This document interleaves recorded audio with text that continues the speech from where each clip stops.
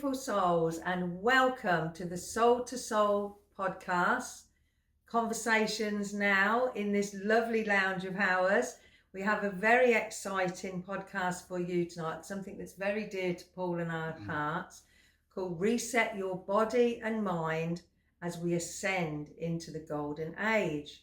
And talking about so many things that we're all going to learn so much from. We have the beautiful, wonderful, knowledgeable Dr. Jeanine Fedorko. Thank you. Hello. I'm going to read you Janine's bio, and it's so good I'm not going to remember it all, so I am going to read it. So Dr. Jeanine Fedorko has been in practice for 34 years now. She integrates her love for healing the body on a physical level with her energetic gifts and abilities. Most recently, it's been put in front of her to help clean up and support our body's ability to detoxify itself from all the toxins in our environment that we are getting exposed to knowingly and unknowingly. Jeanine is located in Sarasota, Florida, so if you're local, she can offer you consultations in person, but she can also offer consultations over the phone if you're not in the States or out of state. Jeanine is an amazingly courageous warrior and an experienced healer that we are so blessed to call our very dear friend. She shares many of our values and movement towards healing and awareness of these unseen environmental toxins and electromagnetic frequencies that are impacting our health on all levels and regardless of the healthy choices we are making. I know Jeanine myself has embraced many practices to enhance her well-being along with her families, and spiritual expansion and personal growth also play a very important role for her. So welcome, Dr. Jeanine. We are so happy to have you here with us to share and enlighten all us with your information and your vast knowledge on this subject that I know so many will benefit from. Well, thank you, Caroline. Thank you, Paul, for having me. This is exciting. A lot of really up to date information. I would love to share. Just those who are trying to have healthy lifestyles. There's still things that you don't know that are lurking out there that you can also do something about. Yes. So anything that we can do, anything we can get knowledge about, all the better. Yeah, great. That's fantastic. So welcome. Really, really so made up to have you here. Yeah. That's great. So just to get things rolling, have you found any sort of common thread of health issues that have been presenting themselves to you with your patients? And do you have any sort of any thoughts of what's causing that? Yes. So after being in practice for 33 to 34 years, as we already said, it has changed over time. People used to come in and have one night tidy little problem in one place. I could give them something, they could feel better, and they'd go on. And over time, those protocols have become bigger and bigger and having to take more and more things. I'm like, what? People are actually getting sicker over time. And so in the last few years, there's a lot of unexplainable health things going on there where not even the medical doctors can put a name to it per se.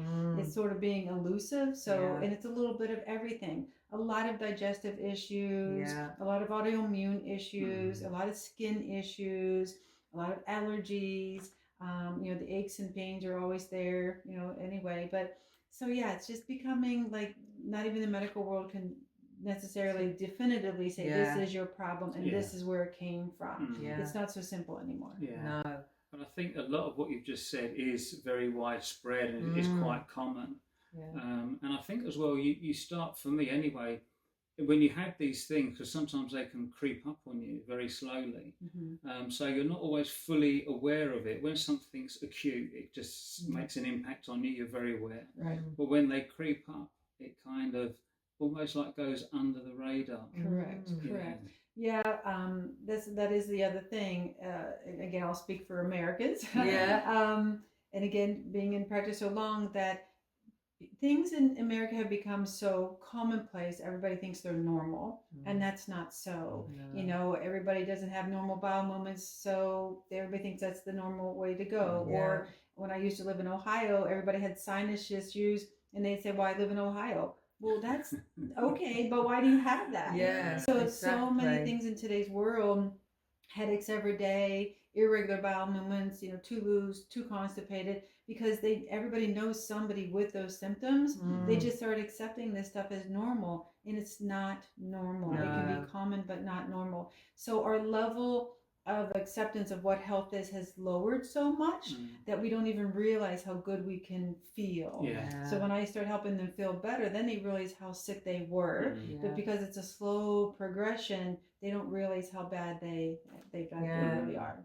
It's interesting that you said, you can only talk for Americans, because it's really, I noticed, it's since we've been here 6 years now.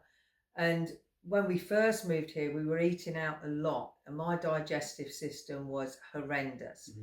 Then I found out how much the foods are genetically modified, how many chemicals and toxins and antibiotics and growth hormone and all sorts of things. Right. That in England, a lot of things, a lot more things are regulated there, which are not regulated here. Correct. So, but although I feel fairly well, I've said to Paul for some time now, there's something I'm not quite as, healthy as I used to feel. Right. My energies don't feel quite right. What do you feel, or where do you feel these toxins are coming from? All the places that you mentioned to begin with, was because, again, it's become so normal over here, so common over here. They're accepting it as normal, as to having glycophates, in our food, which are the sprays that, for bugs and things that they put on the crops, and the GMO modified foods, and the labeling here in the United States is very elusive. No one really understands what anything means, and you can, this criteria, that criteria, and this criteria, but what really does that mean? And so they're in our air, they're in our water, they're in our food, they're in the chemicals you use in your home, they're in the detergents, they're in the laundry detergent, they're in your shampoos, they're in your creams and in your lotions. Years ago, I was able to send some creams and lotions off to a lab that I do, because I also do hormone testing and saliva testing, and they would actually send me back a report and telling me, all the hormones that were in the creams and lotions, because that's what makes you puffed up and look good. Yeah. Well, there's so many other chemicals in body products too. So basically everywhere. Yes, oh dear. So I've kind of been fortunate enough now to have a little bit more information into what's been going on, because I did have a live blood analysis. Jeanine works with a microscopist. Microscopist. That's it. And they take a tiny little bit of blood from your fingertip, and I was fascinated because it all comes up on the screen. And I learnt that there are 5 million cells in that one tiny drop of blood, and 50 trillion cells in our entire body. But what showed up was completely astounding to me, because I've ate organically for 30, 40 years. I always buy things with, no chemicals in them. We're very careful what we use around the home. Right. We've never used chemicals in the garden. And to have things like, well, let's start off with the minor things first. Yeah. Yes. Well, let's explain. So live blood analysis or live cell analysis are sort of mostly the same thing. And as Caroline said, it is just one drop of blood out of your finger, right on the little plate and under the microscope immediately. Yeah. So you're actually looking real time. You can actually see the movement of the cells, the activity of the cells, or the non-motion of the cells. So we can get a lot of information about that. So before I go into what's in those that we're looking at, let me also explain the difference between that and a regular blood draw. Yes. So if you go to a regular physician, or someone orders, I can order regular blood work also. But if you go have blood drawn out of your arm in those little tubes and then it gets sent off and then you get a report, that's more the typical blood work. And that's great news, information to have. But honestly, the last place things show up is in your blood work. So your blood work has to get so bad and you have to be full-blown disease for your blood work to change. I want to deal with wellness and keeping you healthy, not just wait till you become diseased, or as I like to put it, when I say hanging on the cliff by your toenails, and you want me to pull you back up over. I want to change your path before you get there, or at least put the reins on before you get there. I will look at regular blood work for you, but I take it home and I take those values and I squish them down, and I want to see which way you're going, not just wait till you got there. So that's a whole nother thing. Can give me a lot of information to work on other organs and glands that may need support. But the live cell's a whole nother thing. So you can see the shape and size of your red blood cells. You can see if there's any white blood cells. You can see parasites, which a lot of people have heard that word before. And I think on your blood work, what's one of the things that stuck out to you? You were saying the fibrins. The fibrins, So fibrins are something else that we can see. Maybe you haven't heard that term before, but fibrins are like the fibers that show up after you've had stress, whether it be emotional stress, physical stress, psychological stress. It's almost like forming a scab once you skinned your knee, and it has those crisscrossing layers in to heal up. It's similar to that, but it's in your blood. Well, that's going to stop the flow of your blood. It's going to gum it all up, so the red blood cells and the oxygen can't get to where it needs to be. So that's a sign to us that you've been under stress again in any fashion. When I say that word, stress. Well, I know she said to me I don't had any physical pain, and I like just 3 or 4 months ago I had quite a nasty accident on my bike. So I knew that was what it was, because I bruised bone, but then a whole other things kind of triggered off other things from that. So that made complete sense to me. And the same with me, because I just had my my blood done last week. I think last week. Monday. This week, okay. And I mean, that was incredible just to see the way it was flowing first of all, and then with everything, how it all of a sudden was just being almost like these fibrins were just like blocking the pathways and really like trying to slow everything down. So that's fibrins. So that's fibrins. That's the parasites that we can see in there. And it's normal to have a certain amount of parasites because they're like the cleanup committee. But once they get too many or too big, then they become a problem. So we can kind of gauge on that. There's indications about your digestive system, if you're breaking down proteins, if your body's utilizing proteins, if you have like leaky gut, if your pH is off, we can tell you that your pH is off. So I mean, if you're not doing enough activity, getting enough oxygen to your cells. And then a little bit more astounding was the nanodots, which, to be honest, I think a lot of Americans have heard of them. We hadn't. But they are like an artificial technology that are, from what I've learnt, deliberately being put into our bodies. What can you tell us about those? So there are a lot of, again, most people may have heard of having heavy metals, in your blood. We can see toxins of heavy metals from different things. There's actually something called graphene. There's hydrogels. There's the nanobots and the technology. There's self-assembling things in our blood that are showing up. And this is in the past, few years more so. My brother, 10 years above me, so he's been in practice for 43 to 44 years. We used to do live blood analysis in his office also. And so there's a whole chart of what you would normally find. So you could point to it in a little poster and you could show people what they have. Well, since 2020, they've had to develop a whole another poster with all these additional findings. Everybody wants to point fingers of where they think they're coming from. And unfortunately, there's not one place that they're coming from. There's many places they're coming from. So whether you were jabbed or not jabbed, whether, because they're finding this stuff in everybody, no matter what the circumstances was. There's even documentation of them getting wild animals out of the wild, testing their blood, and they have it in. Yeah. So it's in the air, it's in the water, it's in the food.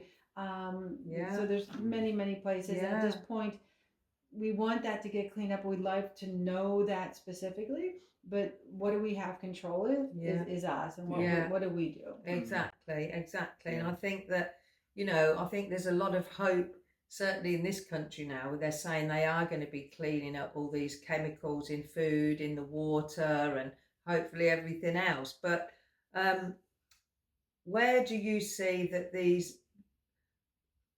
things that they are infiltrating our bodies in, do you know why they would be doing that?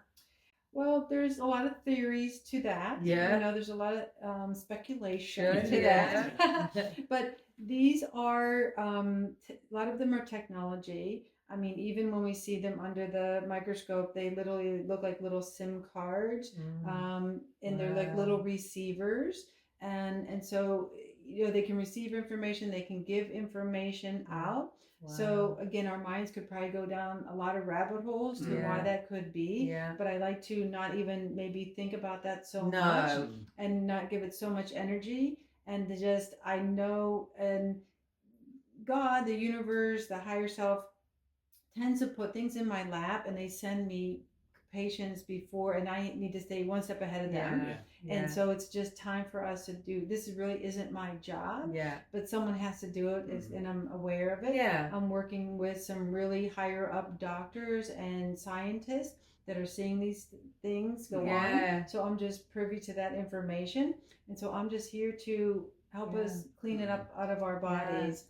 I know there's real cutting edge doctors and scientists that you're so privileged to be working with. But I will just say this, because we don't want to dwell on it, but I did ask Jurama about these artificial technologies that are in our bodies, and he said, as you know, Jurama's the higher consciousness team that works through Paul, and they said that it's to influence our frequency. It has an effect on our frequency, and that they can do that through various things like the 5G towers, sound waves that we're not even hearing. So, but again, they said to focus on what you can do to clear your body of these, because they cannot affect our soul. They cannot affect that. They might be affecting the physical body to a certain degree, but the healthier we are, and the more we take care of our bodies, eating organically, doing our spiritual practices, getting our exercise. What else would you add to that, Jeanine? Well, one of the things, as you know, we're starting to put you through some cleansing and detox processes. I do, yeah. So there's different levels to cleansing and detoxing. And that's one reason why it's good to go to a physician, depending on your health picture, what your symptoms are, what your medications are, what your history is, what your goals are, what your expectations are. And we can help, manage some of that. But not everybody can jump in downstream and think they're going to get rid of these technologies, and there's these crazier things that are showing up. If their bowels are a problem and they're not having bowel movements, if your liver is congested, and there's so many people in today's world that have fatty livers that have never taken one drink ever in their life. There's children that have fatty livers because of all these toxins. Our liver is under attack in today's society. So our livers, our gallbladders, I mean, probably everybody knows somebody who had their gallbladder out. I've saved a lot of gallbladders in my time. Good for you. Yay. But it's an important organ. People don't realize all the things that it does. Our lymphatic system, people forget about our lymphatic system, and at some point we can maybe, a little bit later, I can give you some helpful hints of things that you can even do at home.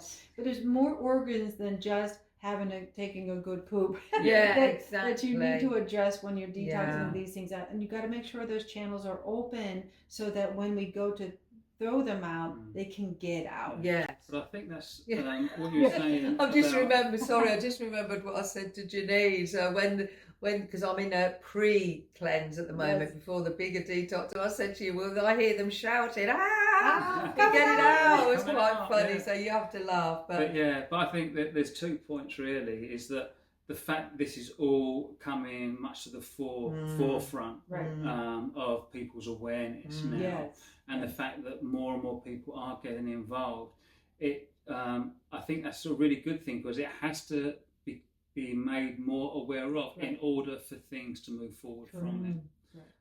And I think, and because I have an ileostomy, and my next thing is to make an appointment with you after I had my blood done, because I'm going to need that advice, because I have to.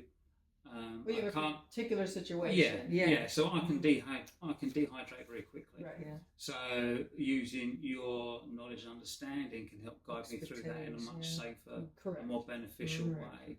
And I think that sometimes when people think, "Oh, right, I'm going to do this," they just jump in, do it, and it might be uncomfortable for them, and then they won't stick with it. Right, and one, I mean, I'm going to make you uncomfortable too. So just because you come to me doesn't mean it's not going to be any uncomfortableness going on. We had a joke the other day, didn't we? I said, you're going to tell him to do all these things, and I said, I've been telling him for years. She said, yeah, but you're not charging him money. But so yes, when you're cleansing, you can go through detox symptoms and Herxheimer's, they call them. And back years ago, people used to call me, and before then I wasn't maybe even doing as much pre-cleanse for people that I should have been, and that was even different toxins that we're talking about today, but they would get rashes and just feel horrible. You can feel like you're having the flu, you can get a fever, you can definitely get diarrhea, and sometimes that's the point of forcing things out. But even so, some people can get rashes that will come and go. But you need someone to talk to, so I can guide you and say, hey, slow down a little bit, or hey, just get through that and get out the other side. When I'm doing gallbladder cleanses, I mean, people are going to be dumping a bunch of stones and a bunch of sludge. I mean, I give them my personal phone number, because if they're in the middle of it, sometimes I need to talk them down off the ledge and say, nope, you're going to be okay. Nope, don't go to the emergency room. You're all right. Hang in there. So there's a little bit of coaching that has to go on sometimes. Well, I think that's why experience, so you're going to be okay. So important that it's done with an expert that knows exactly what you're doing, because as we know, everybody is so different emotionally, our physical makeup, our emotional makeup. Right. We were talking earlier about, the emotion of anger and what that does to the body. Right. Well, anger is specifically a gallbladder emotion. So I know, and it's just so important that you have somebody that knows what they're talking about, that can give you specific guidance for, like, Paul and I are both very different, obviously. Right. But, I've spoke to other people that have seen you, and I think it might be a good idea, and maybe in 2 or 3 months to come back and see, the difference in how we're feeling as well. But definitely, and I think that's the thing, and it is about that support system. It's having that someone who's had the experience and the understanding, because it isn't just about doing the going through the clearing and cleansing process. It's about what else you need to do to support that. And with that, I was actually talking today with someone, and I've got enough local people now up and going that I'd like to bring those who have invested the time on themselves and the money to do what they're doing and the courage to do it. And bring them back. And I mean, I can answer individual phone calls all day long, but a lot of people have the same questions and may not even know how to ask them. So I'm thinking about having some classes where you come back in and then we revisit, how are you feeling? What are you doing? How'd you do? Because the other thing with that is, as Paul, you started to allude to a little bit there, is that whether I have somebody on, losing weight, or I put them on the cleanse, it becomes more than just a physiological experience. It becomes a spiritual, emotional experience. Absolutely. So when you're getting rid of garbage, when you're getting rid of parasites, that translates into the rest of your life. Who is parasitic in your life? Who is leaching off in your life? Who needs to be flushed in your life? We've all got 1 or 2 of those. It really does. And people almost become shocked that they start having these other healings or other things come up that maybe have been in their past that now come up in their face to deal with what else aren't you dealing with toxic in your world, that it's time to get rid of that also. Yeah, because it's also, I mean, two things that when you're clearing things, it opens up space, and it's almost like, I remember people years ago, I mean, I did used to smoke years ago, and they say, it's causing a smoke screen, what are you hiding behind? And then when you stop, there's a lot of issues that come up that you deal with. But I had a friend, I'll just tell you very briefly, that was visiting me here from England, and she was supposed to have her gallbladder removed, and I said, look, before you do that, I said, look, just do this. We did again, through guidance of a kinesiologist, we did the liver and gallbladder flush. Right. And I said to her, look, as we're here, I said, look, while we're doing that, we'll do it mentally and emotionally as well. So I got her to write down, I said, anything that may have upset you in the past, anything you want to let go of, let's do that as well, because it's all part of that cleansing. Yes. And when we went to burn what we'd written down, she actually got very emotional, which she never does. And I said, that's a good thing, because that shows that's shifting something within you. Yeah. And she didn't have to have her gallbladder removed. Right. Yeah. But, the doctors in England said, oh, that won't do anything. But when they checked, well, I've had better. Many patients in the past even have go as far as having ultrasounds done on their gallbladders, come into me, and said, oh, everything's fine, there's nothing there, there's no stones. I'm like, okay, you're still having gallbladder symptoms, so we're doing it anyway. Yes. And then 3 days later, they bring me in a jar of green stones, and they've taken them to their medical doctor and showed them, and the medical doctor will totally disagree and say, oh, that's not what that is. And the patient's like, well, I don't go around pooping green stones on a regular basis. No, exactly. They'll still deny it. No, I know. I think it is, but I think that is becoming, you are finding when people are going to their general doctors or their specialists, that some of them are becoming more open now and realising that we're not just a physical being, that there's Where's that person? Yeah. There are some some that more are holistic. that are broadening their scope a little bit because of people like you who are taking ownership of their own health, getting educating themselves, going into those doctors and demanding things be done different, or refusing to do things a certain way before doing something alternatively. There are a lot of my patients in the past who have educated their medical doctor because they knew more than the doctor did. And so now they're seeing the tides are turning because the people's attitude and what they want is turning. So they're being forced to look at things alternatively. And that's the way doctors are trained. They're not trained in the way, that maybe a lot of in England we call them complementary health practitioners or holistic practitioners. But I think slowly now that tide, like you say, Jeanine, it is turning because they're seeing results. And, I was listening to a podcast the other day where they were saying that a lot of doctors, children are going in with overweight, diabetes. They're not allowed to talk to them about diet, which I think is just horrendous. Give them a pill. Right. And at 12 years old, they've got some children on statins, which is unbelievable. I've had those patients, and they're trying to approve some of those new weight loss drugs. I don't want to say any names. For down to 6 years old. No, it's just horrendous. It is. It's criminal. We could come back and we could talk about all those other health things at some point in time. So some helpful things that they could do on their own. Forgive me, I gotta put my glasses Could I ask on. you in the UK, because obviously a lot of our viewers and watchers are from the UK, listeners, what blood analysis would they have to ask for if they wanted to see what was in this, like we have, like you and Carol So they have to do some research over there. And again, it's just not a regular draw. No. You're going to have to find some alternative type of person. Yes. I'm not sure who can be licensed to do what over there.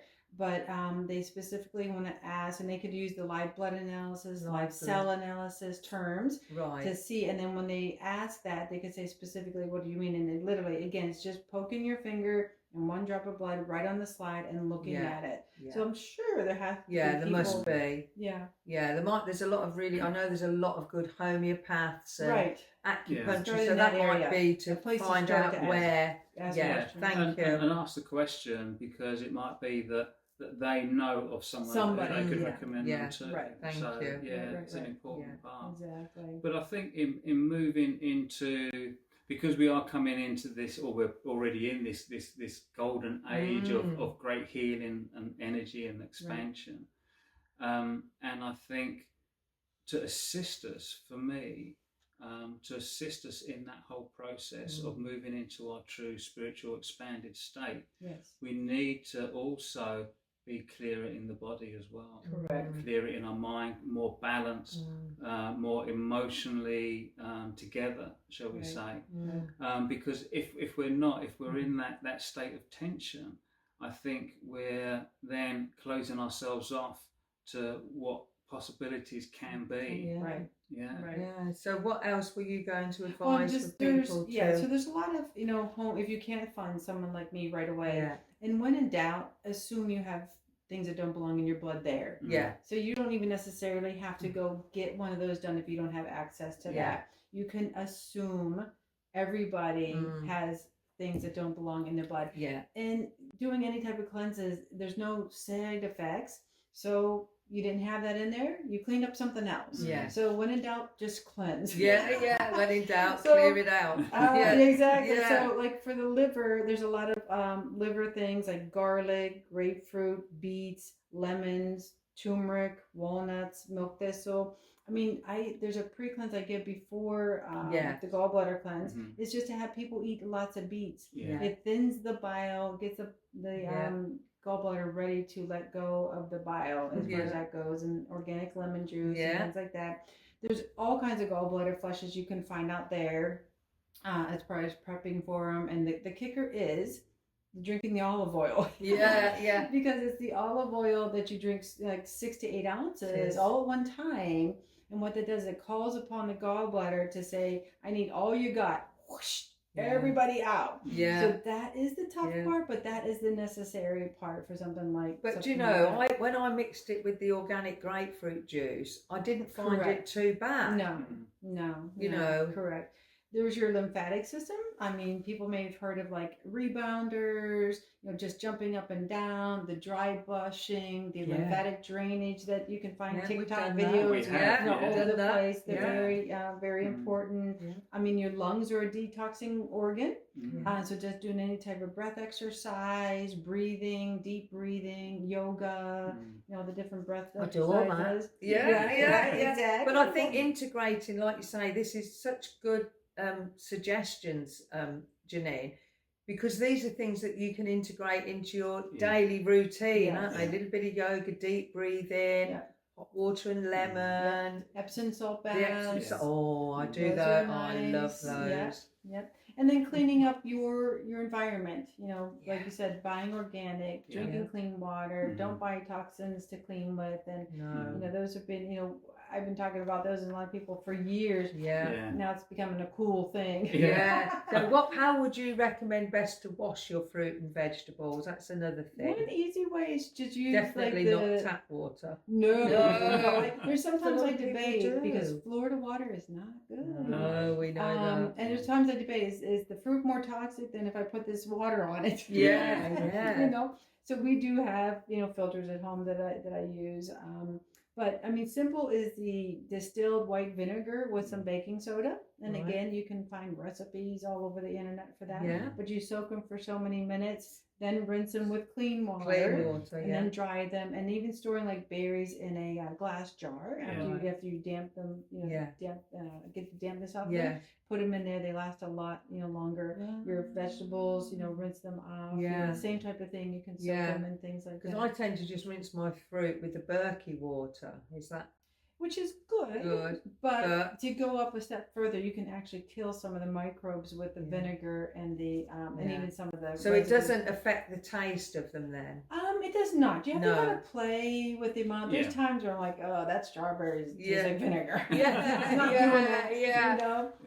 So you have to play with it a little bit. There's hydrogen peroxide water and things like that. That you can use. Really good. So there's so many things that you can research and look to just.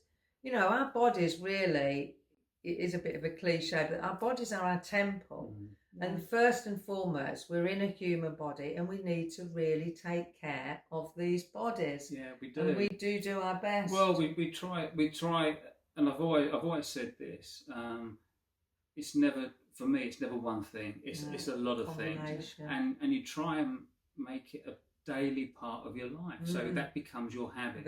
And once you do that all the time, it becomes easier. That's your norm. Then you add something else in. That's it. Yeah. And so, and that way, you stay with it longer. And you start staying healthier for longer. Yeah. But also, I think de-stressing. Yeah. And trying to find an avenue where you can release the stresses of everyday life, whether it's family, whether it's work, whatever it is. So for me, I think the combination of everything. I've just